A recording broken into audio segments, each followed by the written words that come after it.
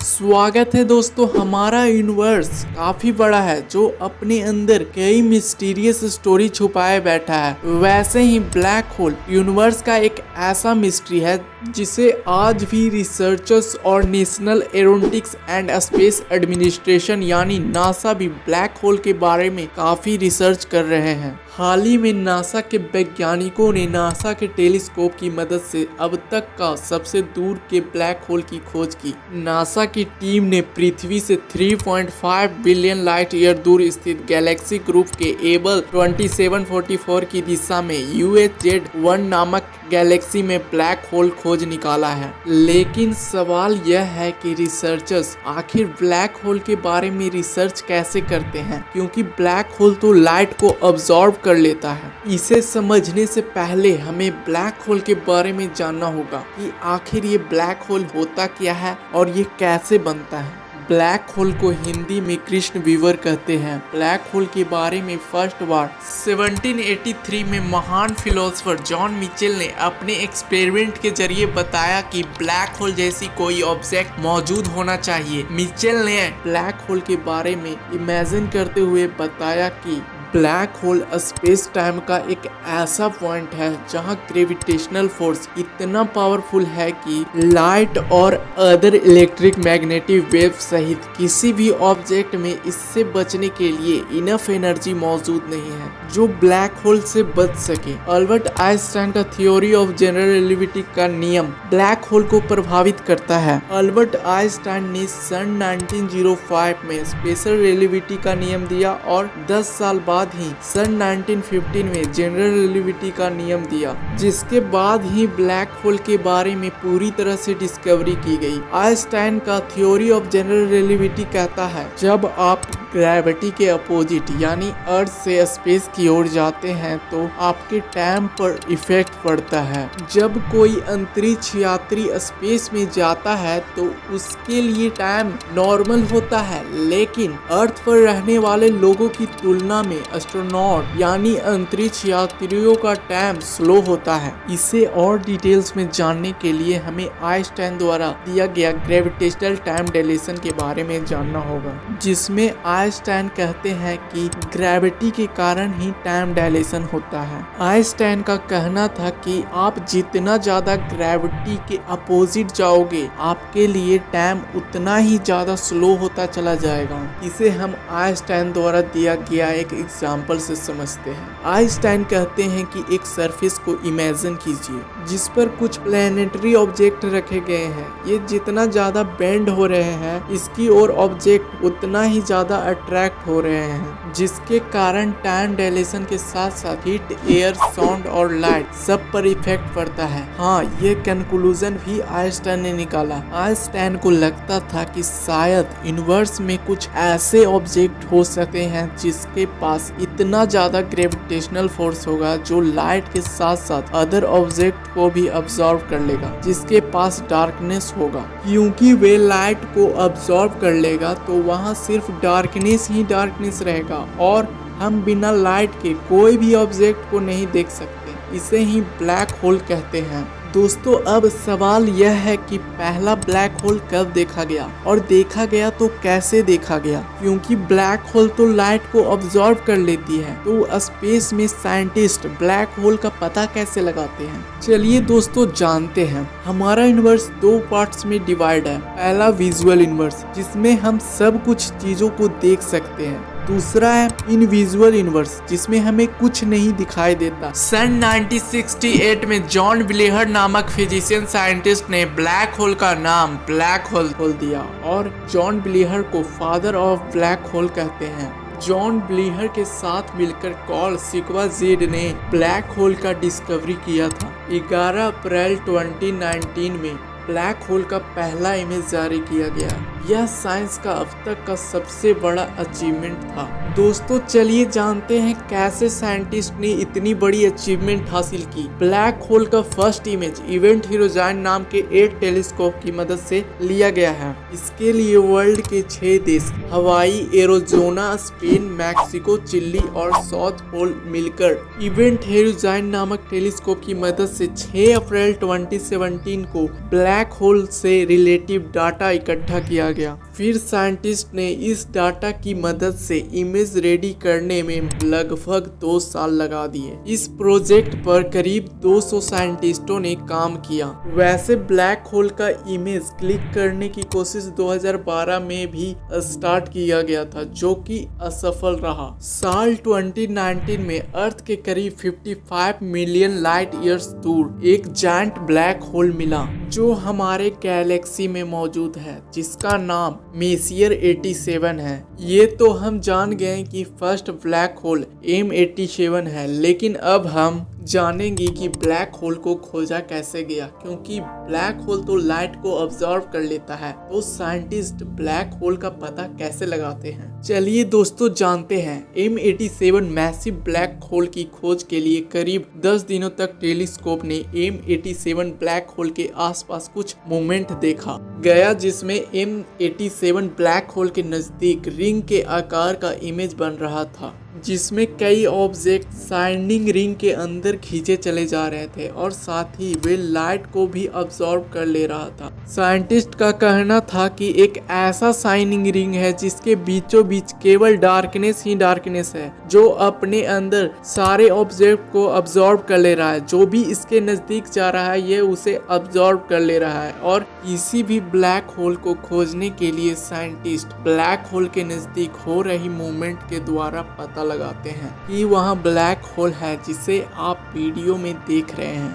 कि कुछ तारों के नजदीक कुछ इस तरह का मूवमेंट हो रहा है। यह सब कारण है जिससे पता लग पाता है कि हमारे गैलेक्सी में ब्लैक होल है। साइंटिस्ट हमेशा स्पेस में हर ऑब्जेक्ट और स्टार पर नजर रखे हुए रहते हैं। किसी भी ऑब्जेक्ट पर थोड़ा सा भी मूवमेंट होता है तो उस ऑब्जेक्ट पर नजर रखी जाती है, ताकि पता लग सके कि उसके पास कहीं ब्लैक होल तो नहीं है। इस तरह हमारे साइंटिस्ट दिन रात ब्लैक होल की खोज में लगे रहते हैं। दोस्तों आपके मन में ये सवाल जरूर उठ रहा होगा कि आखिर ब्लैक होल बनता कैसे है। अधिकांश ब्लैक होल एक बड़े से स्टार के मरने के बाद बनते हैं। जब सुपरनोवा विस्फोट यानी जब किसी बड़े स्टार में भयंकर विस्फोट होता है तो उससे सुपरनोवा विस्फोट कहते हैं। जब सुपरनोवा विस्फोट होता है तो उसके कण स्मॉल स्टार बनकर पॉजिटिव न्यूट्रॉन तारे बना लेते हैं।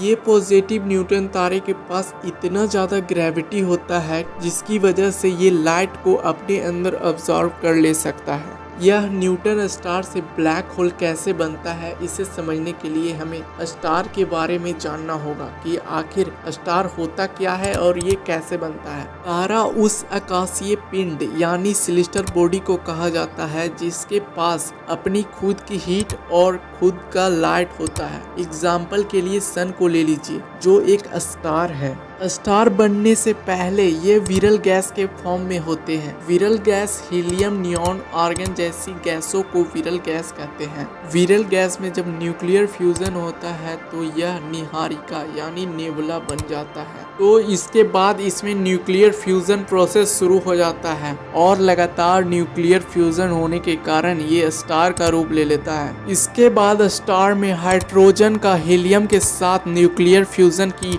प्रोसेस स्टार्ट हो जाती है। ये प्रोसेस रेगुलर होते रहता है और इसी तरह हमारा सन भी बना होगा, क्योंकि सन भी तो एक स्टार है। स्टार में ईंधन प्लाज्मा अवस्था होती है। अब आपके मन में यह सवाल जरूर आ रहा होगा कि ईंधन प्लाज्मा अवस्था क्या है, तो मैं आपको बताना चाहूँगा। जब गैस से इलेक्ट्रॉन और आयन निकलकर अलग हो जाते हैं और चार्ज्ड पार्टिकल का एक ग्रुप बनता है तब उसे प्लाज्मा कहते हैं और प्लाज्मा से ही स्टार और सन बने हुए हैं। प्लाज्मा सॉलिड और लिक्विड के बीच का स्टेज है। सन एक स्टार है जिस दिन सन का फ्यूल यानी हाइड्रोजन और हीलियम का न्यूक्लियर फ्यूजन खत्म हो जाएगा तब ये रेड जायंट स्टार में बदल जाएंगे, जिसे हम हिंदी में लाल दानव तारा कहते हैं। जब रेड जायंट स्टार पर थर्मोन्यूक्लियर फ्यूजन होता है तब रेड जायंट पर इतना ज्यादा प्रेशर होता है कि जिसके कारण लाल दानव तारा अपना बैलेंस खो देता है, जिसकी वजह से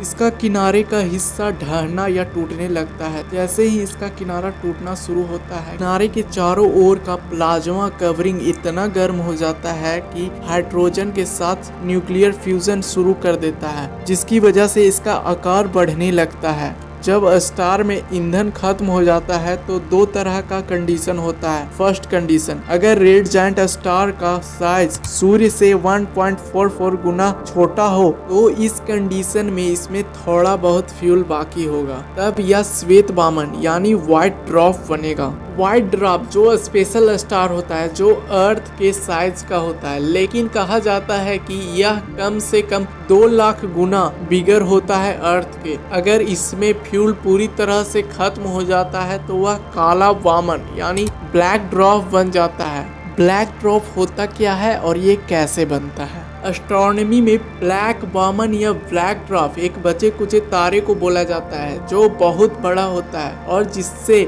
लाइट और हीट ना आ रही हो या बहुत कम मात्रा में आ रही हो। साइंटिस्ट का मानना है कि white dwarf star billions years में ठंडे हो पड़कर ब्लैक ड्वार्फ बन जाते हैं। जब तारों में न्यूक्लियर फ्यूजन की क्रिया बंद हो जाता है तो स्टार का सेकंड कंडीशन क्या कहता है? स्टार का सेकंड कंडीशन कहता है जब रेड जायंट स्टार का साइज सूर्य से 1.44 गुना बड़ा हो जाता है और तब यह कई तरह के स्टार का निर्माण कर सकता है। एग्जाम्पल के लिए सुपरनोवा, न्यूट्रॉन स्टार और ब्लैक होल etc। सुपरनोवा जब रेड जायंट स्टार जब अपनी अंतिम अवस्था में पहुंचता है और इसका आकार सूर्य से 1.44 गुना बड़ा हो जाता है तब यह अभिनव तारा यानी सुपरनोवा स्टार बन जाता है। इस स्टेज में स्टार की चमक बढ़ जाती है। अब हम जानेंगे कि रेड जायंट स्टार से कैसे बनते हैं न्यूट्रॉन स्टार और ब्लैक होल।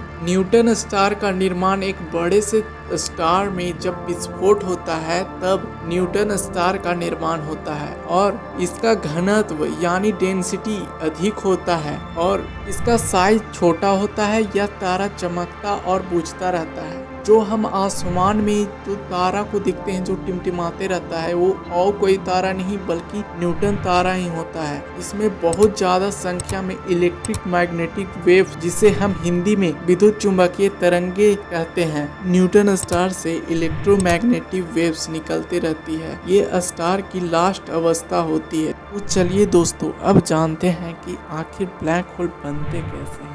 अब कोई सूर्य से 1.44 गुना बड़ा स्टार की डेथ होती है तो ब्लैक होल बनता है। स्टार अपनी ऊर्जा न्यूक्लियर फ्यूजन द्वारा लेता है। स्टार के अंदर हाइड्रोजन और हीलियम लगातार न्यूक्लियर फ्यूजन करते रहते हैं। जब पूरी तरह से न्यूक्लियर फ्यूजन बंद हो जाता है जिसके बाद स्टार को बैलेंस रखने वाला फोर्स, अंदर की ओर लगने वाला ग्रेविटी, बाहर की ओर लगने वाले ग्रेविटी का बैलेंस इक्वल नहीं रह पाता। तब फ्यूजन क्रिया बंद होने के बाद बाहर की ओर लगने वाला ग्रेविटी बहुत ज्यादा हो जाता है और स्टार का साइड ग्रेविटी कम जाता है, जिसकी वजह से ये खुद को अपने अंदर ऑब्जॉर्व करने लगता है, जिसके कारण से ये खुद को विस्फोट कर लेता है और ये सुपरनोवा स्टार बन जाता है। न्यूट्रॉन स्टार में न्यूक्लियर फ्यूजन जैसे ही स्टॉप होता है वो वैसे ही ब्लैक होल बना लेती है और ब्लैक होल के पास इतना ज्यादा ग्रेविटेशनल फोर्स होता है कि यह व्हाइट ड्वार्फ और ब्लैक ड्वार्फ को ऑब्जॉर्व कर लेगा जो सन से 1.44 गुना छोटा है।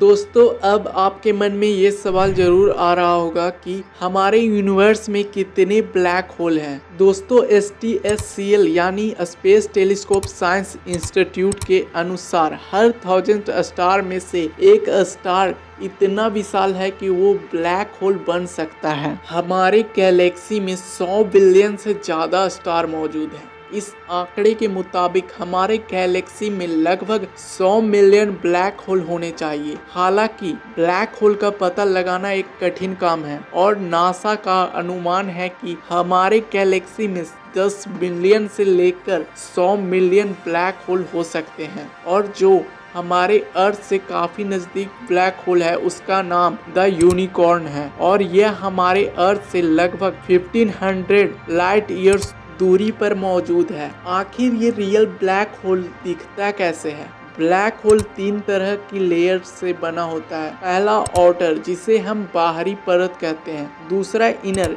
इवेंट होराइजन, जिसे हम हिंदी में आंतरिक घटना क्षितिज कहते हैं। और आखिरी सबसे लास्ट, सिंगुलरिटी, जिसे विलक्षणता कहते हैं। ब्लैक होल के इवेंट होराइजन ब्लैक होल के मुंह के चारों ओर के अराउंड एक बाउंड्री होती है। एक बार जब कोई ऑब्जेक्ट इवेंट होराइजन के बाउंड्री को क्रॉस कर जाता है तब कितना भी पावरफुल ऑब्जेक्ट क्यों न हो वह उससे बाहर नहीं निकल सकता। इवेंट होराइजन पर ग्रेविटी कांस्टेंट रहता है। Inner region of black hole, ये ब्लैक होल का ऐसा एरिया है जहां पर हर ऑब्जेक्ट का मास कांस्टेंट होता है, जिससे इसकी सिंगुलरिटी यानी विलक्षणता का रूप जाना जाता है। स्पेस टाइम में वह एक पॉइंट जहां ब्लैक होल का मास सेंटर में होता है। साइंटिस्ट ब्लैक होल को उस तरह नहीं देख सकते जिस तरह वो स्टार और अदर ऑब्जेक्ट को देख सकते हैं। एस्ट्रोनॉमी में ब्लैक होल का पता लगाने के लिए ब्लैक होल से निकलने वाली रेडिएशन से पता लगाया जा सकता है, क्योंकि डस्ट और गैस ड्रॉ इन क्रिएचर है। लेकिन गैलेक्सी के सेंटर में स्थित मैसिव ब्लैक होल के अराउंड मोटे धूल और गैस से ढके हो सकते हैं जो क्लियर इमिशन को रोक सकते हैं। कभी ऐसा भी होता है जब कोई ऑब्जेक्ट ब्लैक होल की तरफ अट्रैक्ट होता है तब किसी वजह से ये इवेंट होराइजन से दूर निकल जाता है। ब्लैक होल के मुंह की ओर अट्रैक्ट होने के बजाय ये बाहर फेंक दिया जाता है। नियर रिलेटिविस्टिक गति से ट्रैवल करने वाली मटेरियल चमकीले जेट बन जाते हैं। हालांकि ब्लैक होल इनविजिबल होता है, लेकिन इन पावरफुल जेट को काफी दूर से देखा जा सकता है। और साइंटिस्टों ने M87 ब्लैक होल का पता कुछ इसी तरह से लगाया होगा, जिसे कुछ इस तरह का पिक्चर रेडी किया गया था, जिसे बनाने में लगभग 2 साल लग गए थे।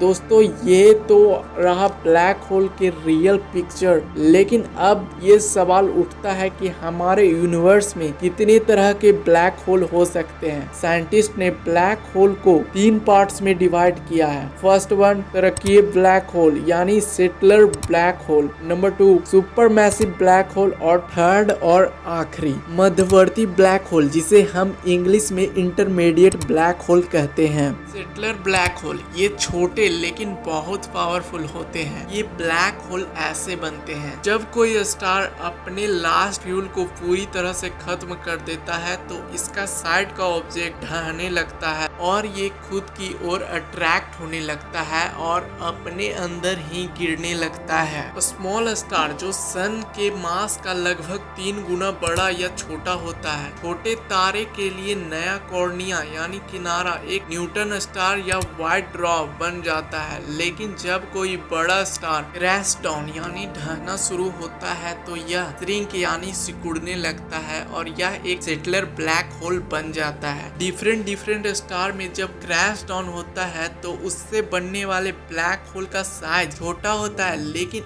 इनक्रेडिबल यानी अविश्वसनीय रूप से ये बड़े होते हैं। इस तरह के ब्लैक होल के पास इतना ज्यादा ग्रेविटेशनल फोर्स होता है कि इसके अराउंड बहुत सारे ऑब्जेक्ट के अराउंड घूमते रहते हैं। सेटलर ब्लैक होल फिर भी अपने आसपास के गैलेक्सी से फॉग और गैस को अब्सॉर्ब करते रहता है, जिससे सेटलर ब्लैक होल का साइज बढ़ता रहता है। गैलेक्सी में मौजूद कुछ सेटलर ब्लैक होल LMC-X3 और 1965 में खोजा गया सिग्नेक्स X1 पहला सेटलर ब्लैक होल है। सुपर मैसिव ब्लैक होल छोटे ब्लैक होल यूनिवर्स में रहते हैं, लेकिन इनके चचेरे भाई यानी सुपर मैसिव ब्लैक होल ये इतने विशाल होते हैं कि इसका अंदाजा आप इस बात से लगा सकते हैं कि हमारे सूर्य से लाखों या अरबों गुना बड़े हैं, लेकिन डायमीटर यानी व्यास में लगभग बराबर होते हैं। साइंटिस्ट के अनुसार माना जाता है कि super massive black whole Galaxy के सहित लगभग हर गैलेक्सी के सेंटर में एग्जिस्ट करते हैं। साइंटिस्ट श्योर नहीं है कि इतने बड़े ब्लैक होल कैसे बनते हैं। एक बार जब ये बड़े बन जाते हैं तो वे अपने चारों ओर धूल और गैस से मास इकट्ठा करते हैं जो गैलेक्सी के सेंटर में प्रचुर मात्रा में है, जिससे सुपर मैसिव ब्लैक होल और भी विशाल और बढ़ने में मदद मिलती है। कुछ साइंटिस्ट का कहना है कि सुपर मैसिव ब्लैक होल का निर्माण सैकड़ों या हजारों ब्लैक होल के जुड़ने से हुआ है। सुपर मैसिव ब्लैक होल का एग्जाम्पल है TON 618 intermediate black hole. Scientist ने एक्सपेरिमेंट के जरिए बताया कि ब्लैक होल केवल बड़े या छोटे साइज के नहीं होते। कई रिसर्च में पता चला है कि इंटरमीडिएट साइज के भी ब्लैक होल हो सकते हैं। गैलेक्सी में मौजूद एक ऐसा ब्लैक होल पाया गया जिसका साइज ना ही छोटा है और ना ही बड़ा है, जिसका नाम HLX-1 है, जो इंटरमीडिएट ब्लैक होल की कैटेगरी में आता है। अगर आप हमारी वीडियो को यहाँ तक देख रहे हैं तो वीडियो को लाइक करके चैनल को सब्सक्राइब कर ले ताकि इसी तरह का इंफॉर्मेटिव कंटेंट मैं ला सकूं। थैंक यू, धन्यवाद, जय हिंद, जय भारत।